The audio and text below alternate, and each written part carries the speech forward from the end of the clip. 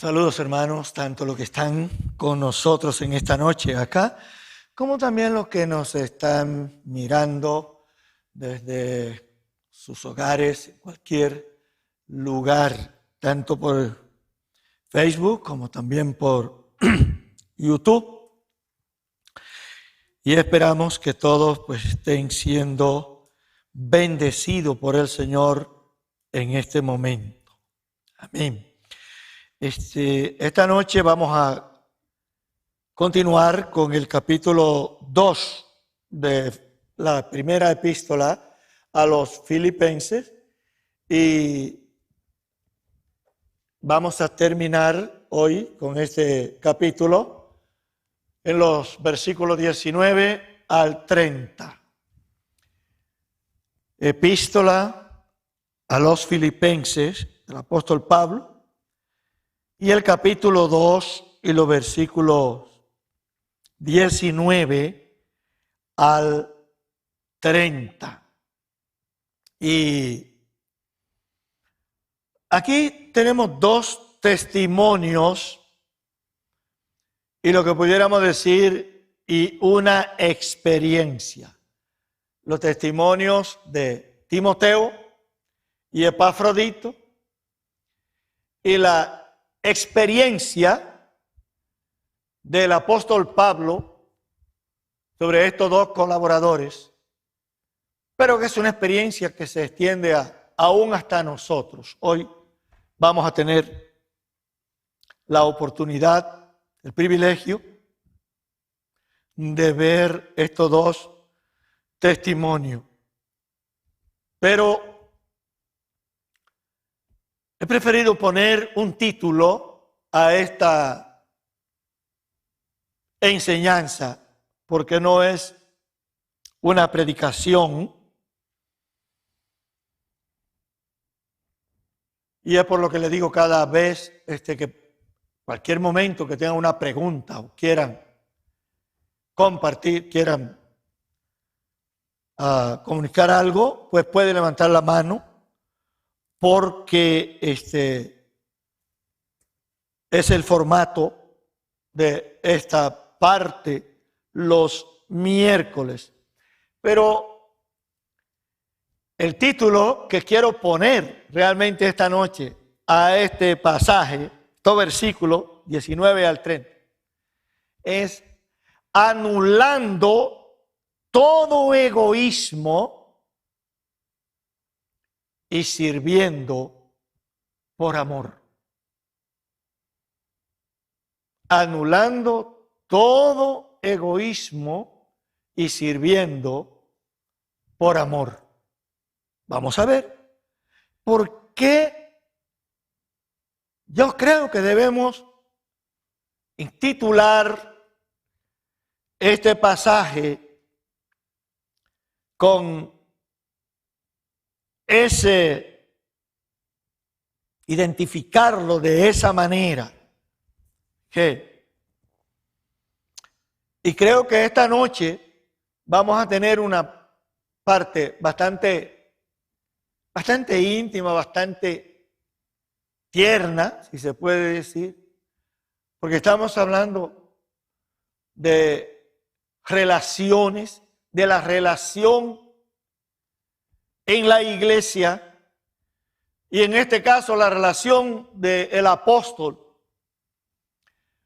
con estos dos colaboradores, pero al mismo tiempo con la iglesia, en este caso la iglesia en Filipo, a la que le está enviando esta carta. Y que quizás es uno de lo que pudiéramos llamar talón de Aquiles en la mayoría de las iglesias locales, y es la inexistencia de una relación íntima entre los hermanos como discípulos de Jesucristo que o somos o debemos ser. La relación en la iglesia como cuerpo de Cristo que nosotros somos puede ser una relación íntima. Una relación en la que podamos conocernos sin duda alguna los unos a los otros. Que podamos compartir tanto nuestras pruebas, nuestras dificultades, nuestros sufrimientos, nuestras necesidades, como también las bendiciones que recibimos. Deberíamos tener ese tipo de relación. Y a veces es tan difícil que podamos conseguir que los hermanos se abran. A veces como pastor tengo la experiencia de hermanos que quizá por su desespero ya en algunas ocasiones llaman a la casa, llaman por consejería, llaman por hacer algunas preguntas, pero lo que quieren es ayuda. Hermanos, con todo eso, cuando hablamos, y básicamente cuando es por teléfono, que debería ser más fácil porque no están mirando la cara del pastor, pero lo más raro es que aún por teléfono, y a veces le da un trabajo increíble a esa persona el poder decir con claridad cuál es la razón de su llamado. ¿Qué es lo que le aqueja en realidad? Y comienzan a dar rodeo, a dar vuelta y vuelta. ¿Y por qué hacen eso? Por la falta de costumbre de una relación íntima entre los hermanos en la iglesia. Porque no se han acostumbrado, no han tenido la costumbre o no sé, de relacionarse con sinceridad los unos con los otros. Yo entiendo muy bien que a ninguno nos gusta andar descubriendo lo que son quizás nuestras faltas o algunas necesidades o algo así. A veces pues no es tan fácil a cualquiera. Pero no estamos, hermanos, hablando de cualquiera. Estamos hablando de los líderes en la iglesia. Estamos hablando de los pastores. Y si eso es, hermano, teniendo esas necesidades que a veces llaman y uno tiene que sacarle casi con cucharita, uno tiene que sacarle lo que realmente le aqueja para poder ayudar a esos hermanos. ¿Qué es entonces los unos con los otros? No tienen confianza de llamar a un hermano, pues no tiene que ser el pastor. Si un hermano tiene una necesidad, debe ser normal que él pueda tener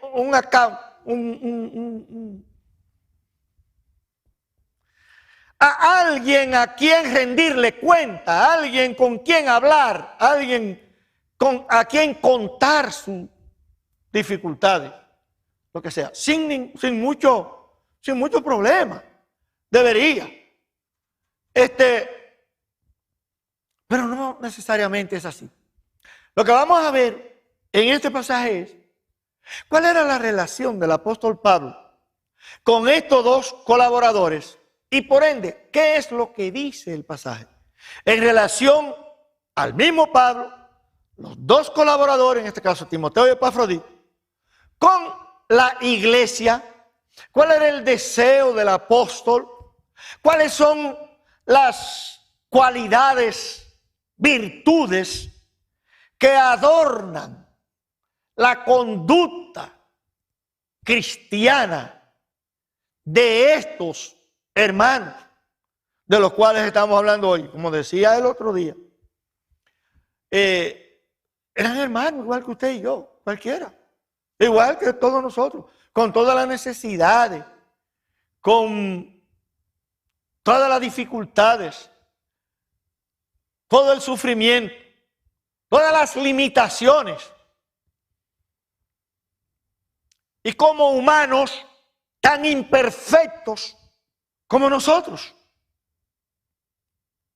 Pero estos hermanos son un gran ejemplo para nosotros en esta noche.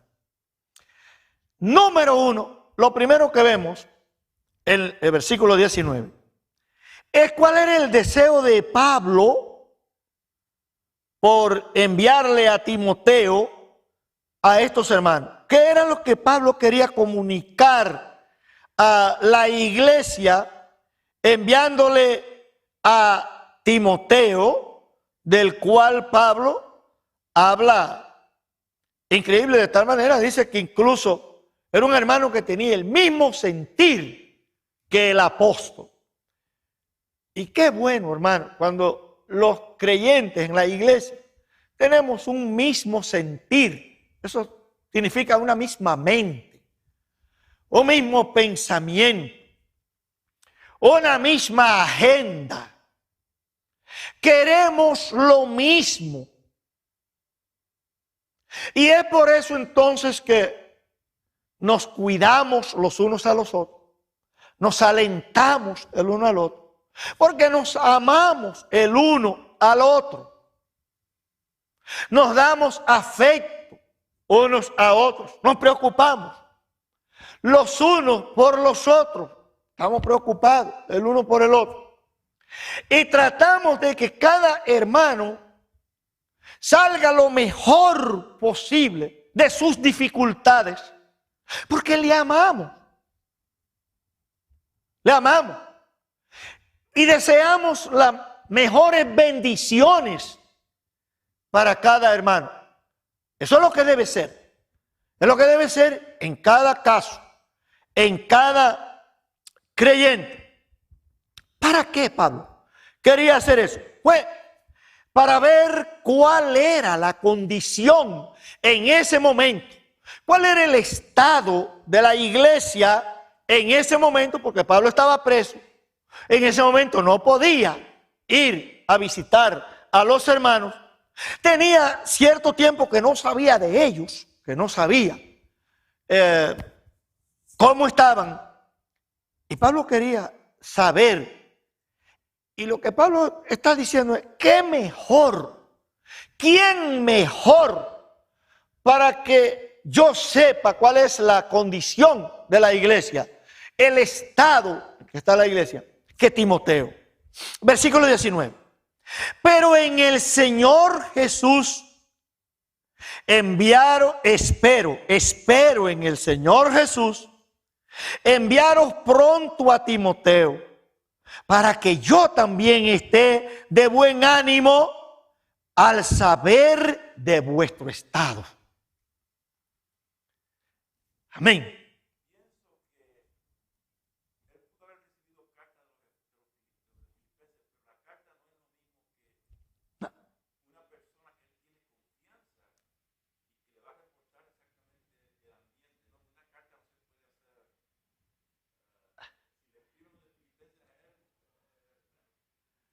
Sí. Primero, en una misiva, es decir, en una carta, no se puede decir todo lo que uno quiere decir. Es difícil que pueda decir todo lo que quiere decir. Y lo otro es que no es igual. No es igual. Y Pablo quiere no solamente saber la realidad de primera mano, de la boca de Timoteo, de cuál es el estado de estos hermanos. Pero hay algo que Pablo sabía y quería al enviar a Timoteo a esta iglesia.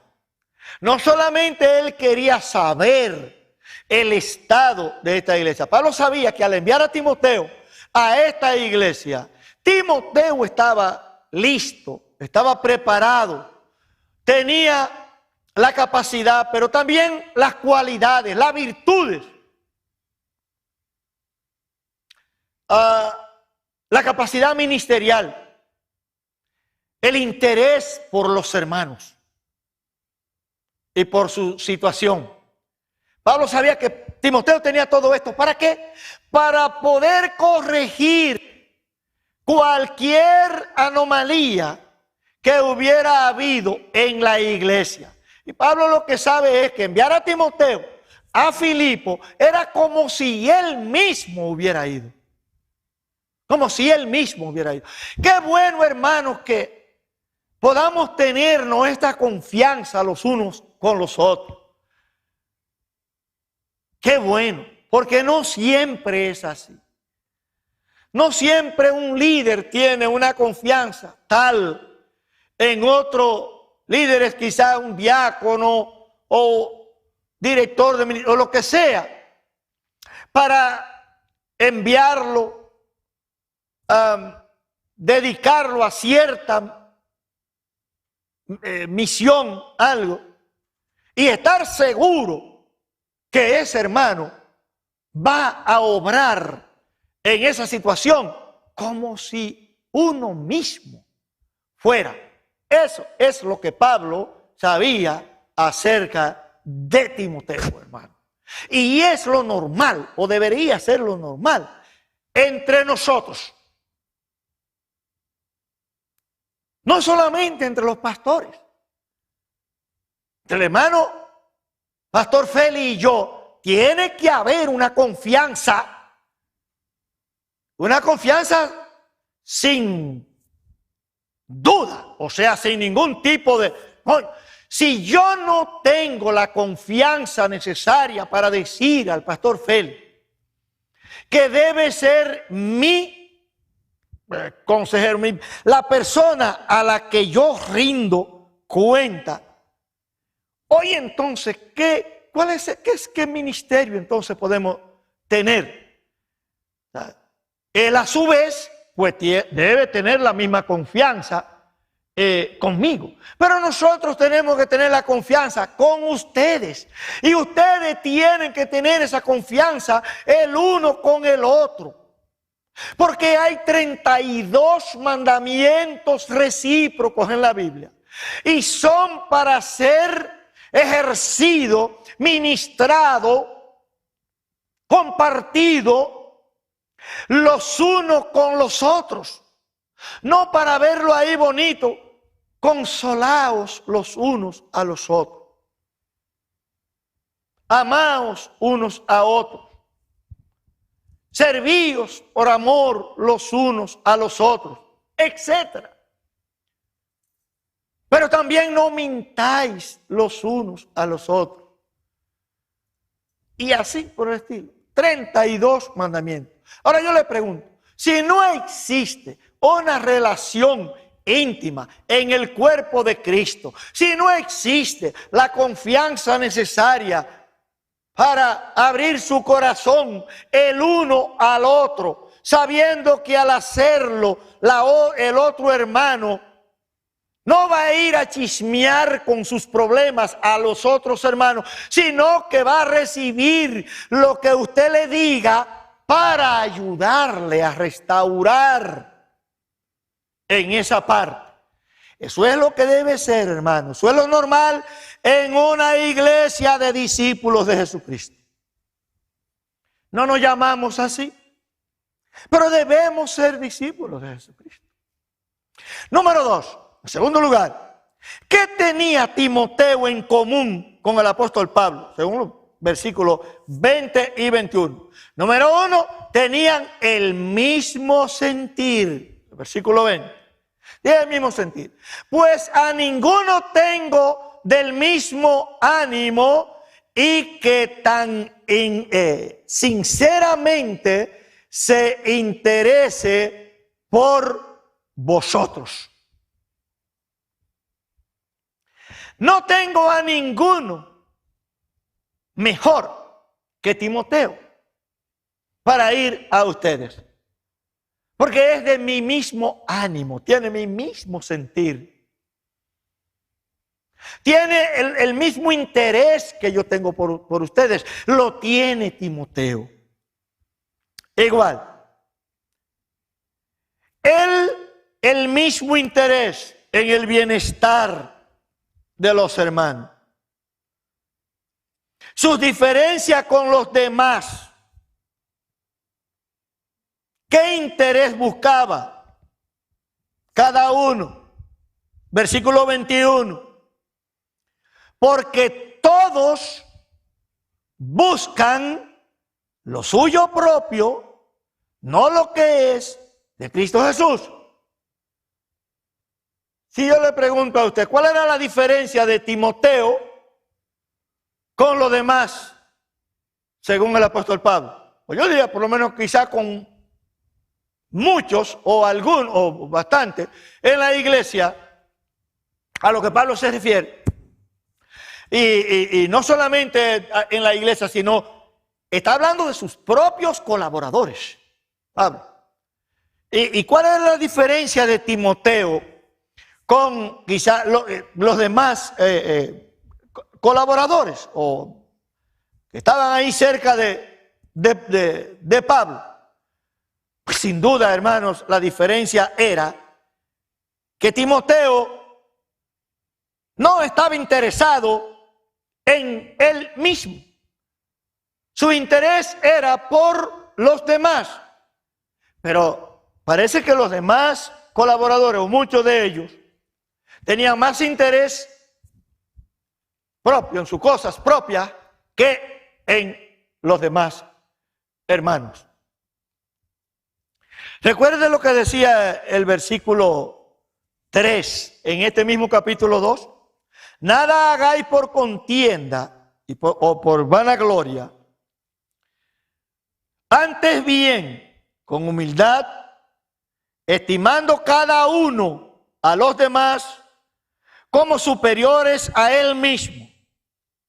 No mirando, versículo 4, no mirando cada uno por lo suyo propio, sino cada cual también por lo de los otros. No mirando por sus propios intereses, sino piensen en los demás. ¿Cuál es la condición de otros hermanos? Es lo que está diciendo el apóstol. En 1 Corintios capítulo 10 y versículo 24 tenemos un mensaje que debemos ver, que debemos ver también porque tiene que ver con lo que estamos diciendo. Y es como una demanda bíblica. Ninguno busque su propio bien, sino el de los otros. Aquí no es solamente, está diciendo de manera bien pasiva. No, está a nivel de demanda, es una demanda. Ninguno busque su propio bien, sino el de los otros. Busque siempre el bienestar de los demás. Si usted busca el bienestar de los demás, usted también va a vivir bien. Eso es seguro. Seguro que es así. Si usted prefiere que los demás estén bien, usted también estará bien. En tercer lugar, los méritos de Timoteo, el versículo 22. ¿Qué es lo que dice este versículo 22? Pero ya conocéis los méritos de él, de Timoteo. Le está diciendo a la iglesia, ustedes conocen ya los méritos de Timoteo, de este hermano, que como hijo a padre ha servido conmigo en el evangelio. Este hermano es un ejemplo, y es un ejemplo para ustedes, porque ustedes lo conocen a él. Su labor a mi lado, dice Pablo, ha sido una labor como de hijo a padre. Usted se da cuenta, hermano, de la intimidad, de la relación que Pablo está comunicando aquí con Timoteo. En este caso, con este hermano. Hermanos, sin duda, deberíamos cada uno de nosotros tener este mismo tipo de relación. Esa es la relación que debe primar en la iglesia. No debe ser otra. No debe ser tú en tu casa, yo en la mía. Tú en lo tuyo, yo en lo mío. No, eso no es una iglesia. Ese no es el cuerpo de Cristo. El cuerpo de Cristo es que vivamos cada uno en su casa, pero el corazón esté en el mismo lugar.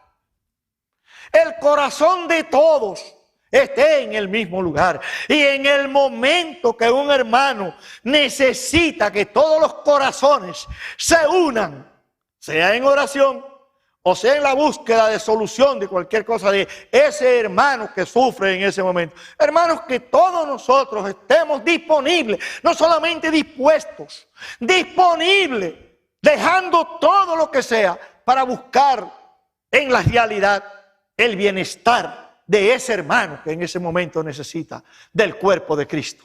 Esa es la iglesia de Jesucristo, no es otra.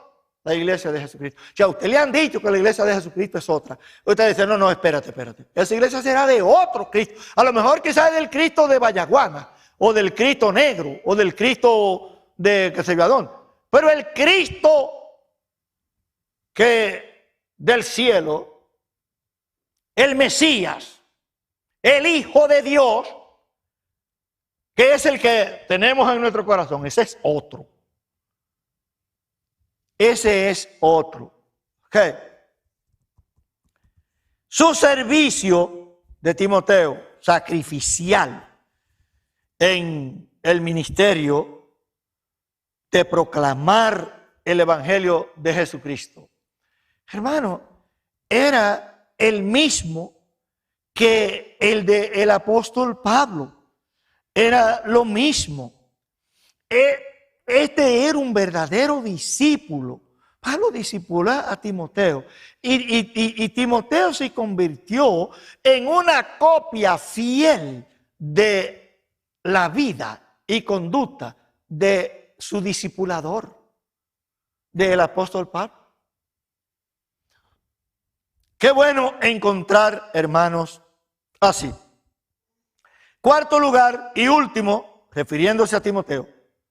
Vemos la promesa del apóstol Pablo a los hermanos y lo vemos aquí como un consuelo de amor, los versículos 23 y 24. Así que a este, es decir, a Timoteo, espero enviaros luego que yo vea cómo van mis asuntos. ¿Cuáles asuntos?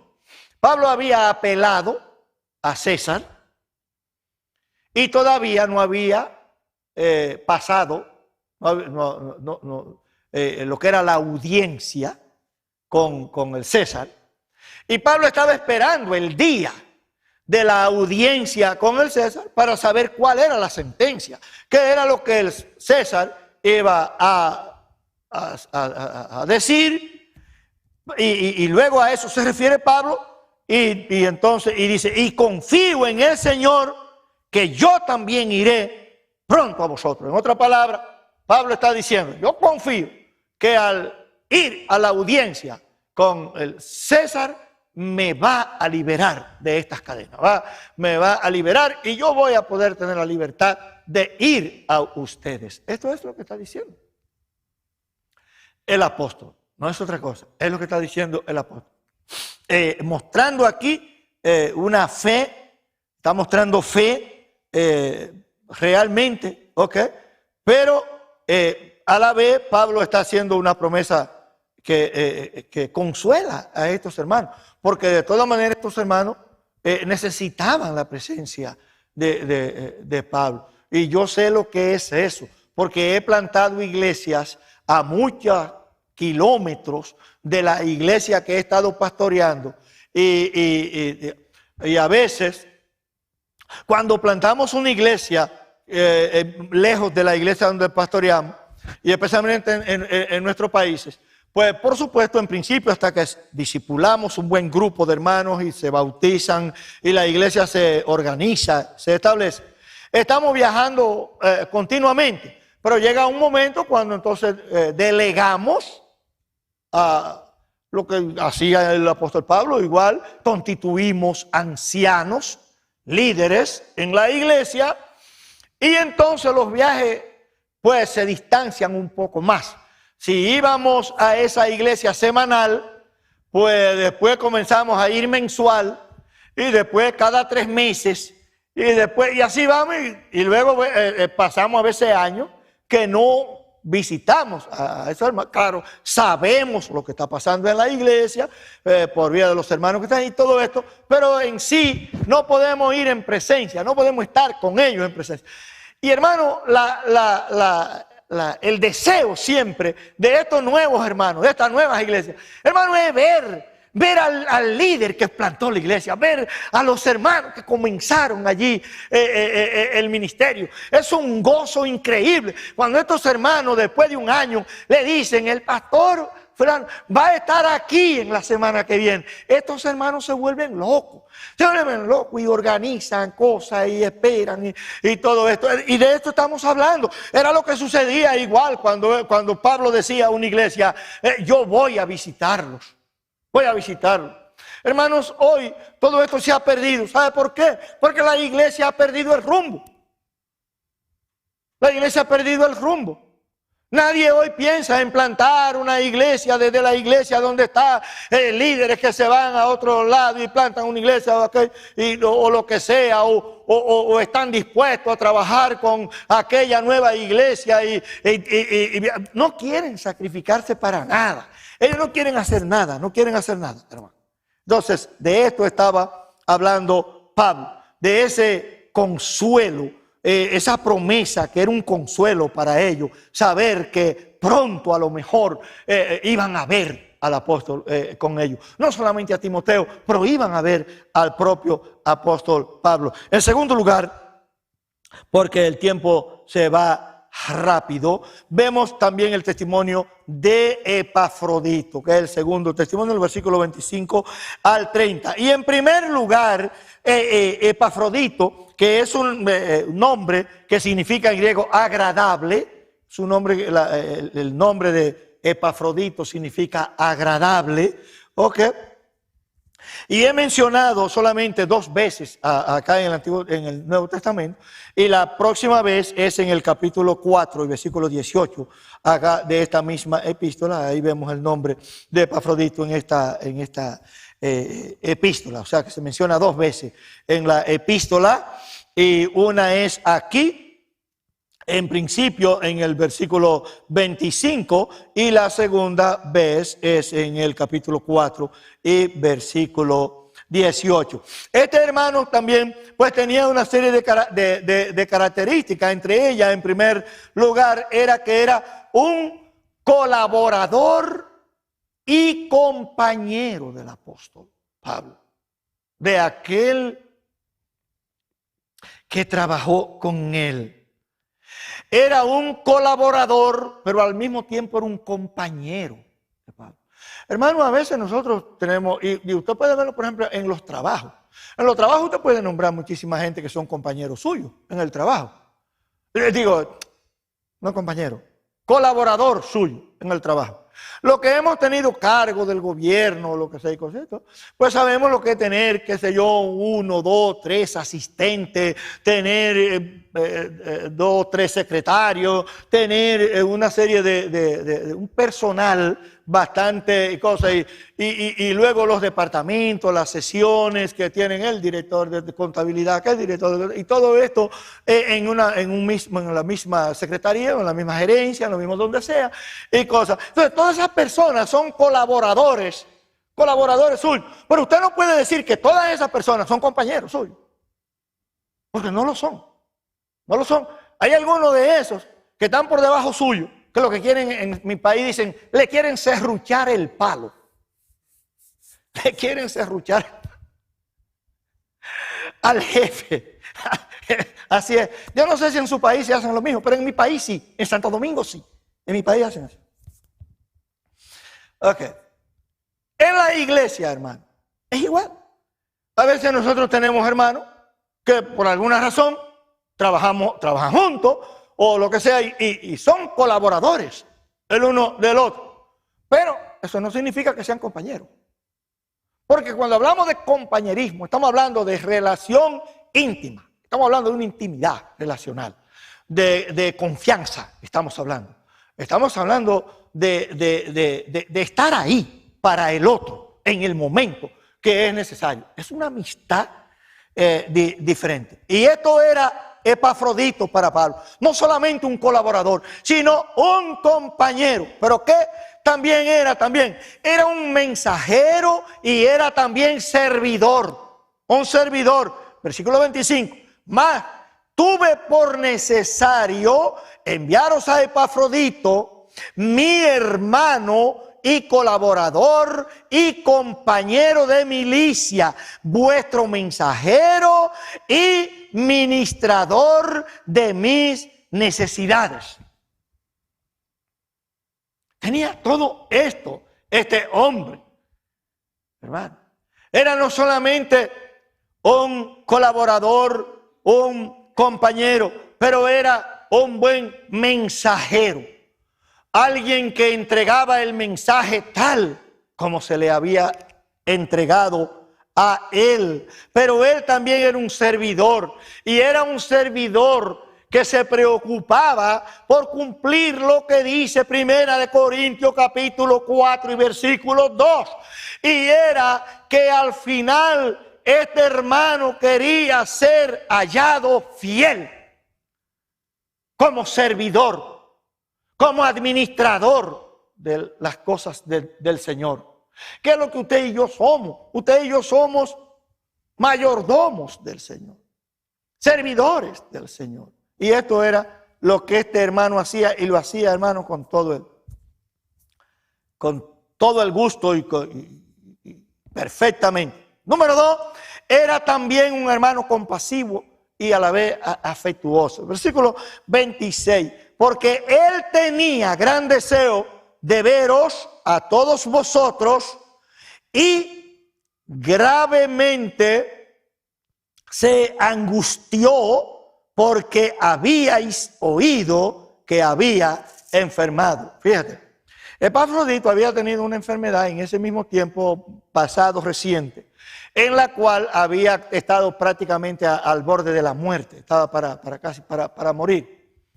Y Epafrodito está preocupado porque los hermanos en Filipo supieron de su enfermedad. Y estos hermanos en Filipo estaban angustiados, estaban preocupados por la enfermedad de Epafrodito. Entonces Epafrodito está preocupado por el sufrimiento, por él, de los hermanos en Filipo. ¿Entiendes? ¿Entiendes? Y hermano, ¿y por qué es así? Porque eran hermanos que cultivaban una relación perfecta en el Señor Jesucristo. Eran hermanos de verdad. De verdad. Número 3. Como Pablo, él no pensaba en su interés tampoco. Igual que Timoteo, sino en el interés de los demás. Y véalo del versículo 27, que es lo que dice. Versículo 27. Pues en verdad estuvo enfermo, dice Pablo.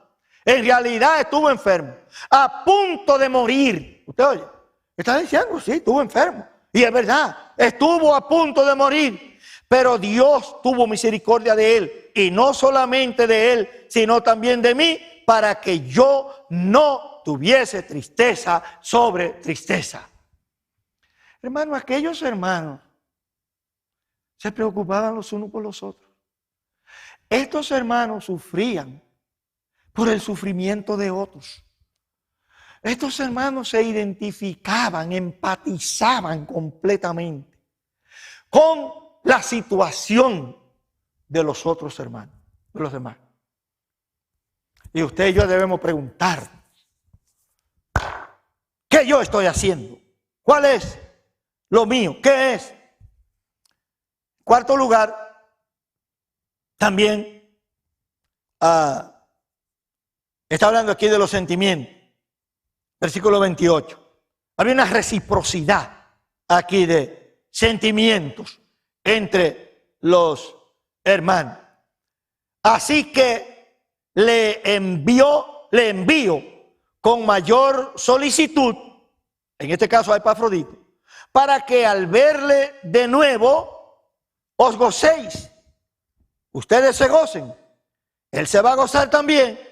Pero dice Pablo, y yo esté con menos tristeza.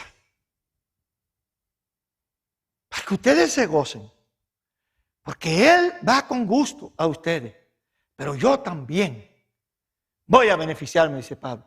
Porque yo tendré menos tristeza. A saber que este hermano le va a ayudar.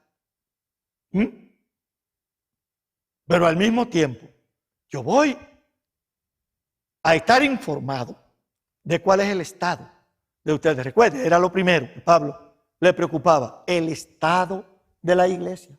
El estado de los hermanos. Y por último, ¿en qué estima deben tener a aquellos que viven y sirven en y para el Señor? Versículos 29 y 30.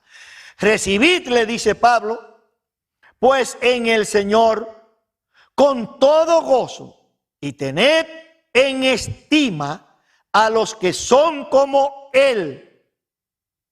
O sea, no solamente tengan en estima a Epafrodito, pero tengan en estima también a los demás líderes que a lo mejor en la propia iglesia ténganlo también en estima a ellos, porque por la obra de Cristo estuvo próximo a la muerte, reitera el apóstol Pablo, exponiendo su vida para suplir lo que faltaba en vuestro servicio por mí. Este hombre había arriesgado su vida por suplir a estos hermanos lo que era necesario, como si Pablo lo hubiera hecho. Él sustituyendo al apóstol sin poder hacerlo. Hermanos, y hoy, ¿cuál es el problema? Vemos que los hermanos no tienen nada, no están enfermos, no tienen ninguna dificultad. Por el contrario, lo tienen todo resuelto, todo está bien y de todo, y cosas y de todo. Y de ninguna manera hacemos nada. Este hermano estuvo al morir. Y en plena enfermedad, este hombre estaba supliendo lo que Pablo no podía por estar preso. Este hombre estaba sustituyendo el ministerio de Pablo, aunque se estaba muriendo de una enfermedad casi de muerte. ¿Entiende usted, hermano? Ojalá que cada uno de nosotros tenga ese mismo sentir de arriesgar su vida por la obra del evangelio en la persona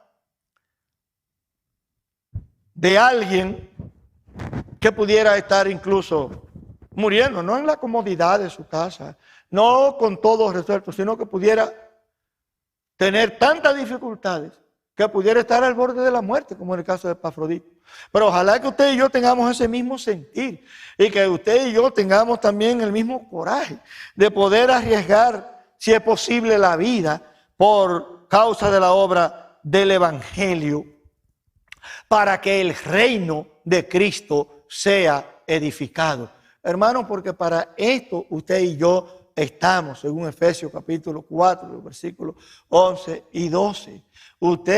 Dios, el Señor, ha constituido un liderazgo en la iglesia para equipar a los santos, para preparar a los hermanos, para la obra del ministerio, para la edificación del cuerpo de Cristo. Para esto estamos nosotros. Cristo, la última directriz del Señor Jesucristo, después que resucitó, antes de ascender al cielo, fue la gran comisión. Id y hacer discípulos, todas las naciones, bautizándolos en el nombre del Padre y del Hijo y del Espíritu Santo, y enseñándoles que guarden todas estas cosas que os he enseñado. Y he aquí, le da una promesa, he aquí, yo estoy con vosotros todos los días hasta el fin del mundo. En otra parte, También Él dijo, recibiréis poder cuando haya venido sobre vosotros el Espíritu Santo. ¿Y qué es lo que sigue? Y me seréis testigos. Él dice, recibiréis poder cuando haya venido sobre vosotros el Espíritu Santo, pero no para que sean holgazanes, no para que se queden allí, no, me seréis testigo en toda Judea, en Jerusalén, en toda Judea, en Samaria y hasta lo último de la tierra. Me seréis testigo. Porque para eso nos llamó el Señor, para que seamos santos y sin mancha delante de Él, pero para enviarnos a predicar la palabra de Dios. Ojalá, hermanos, que usted y yo seamos como Timoteo y Epafrodito, con el apóstol Pablo. Que nosotros seamos los unos con los otros igual. Que cultivemos esa relación íntima entre nosotros como cuerpo de Cristo que somos. Como un cuerpo de discípulos que somos en Cristo. Que podamos cumplir los mandamientos recíprocos entre nosotros con toda confianza y sin ningún muro. Podamos cumplir con todo esto y que estemos dispuestos, hermanos, mientras tengamos vida, hasta si es posible tener que arriesgar nuestra vida para que la obra del Evangelio continúe hacia adelante y el reino de Dios sea edificado. Dios les bendiga a cada uno de ustedes. Gracias, bendito Padre Santo, Señor, por tu palabra. Muchas gracias, oh Dios Todopoderoso, por cada uno que tú has traído, que está aquí, Señor, presente. Pero gracias, oh Dios Santo, por aquellos que nos están escuchando, oh Padre, en este momento, donde quiera que estén, oh Dios. Padre, en tu mano yo los encomiendo a cada uno, oh Dios. Tú conoces la necesidad de cada uno, Jehová. Padre, haz provisión según sus necesidades en el nombre de Cristo Jesús. Amén. Dios les bendiga.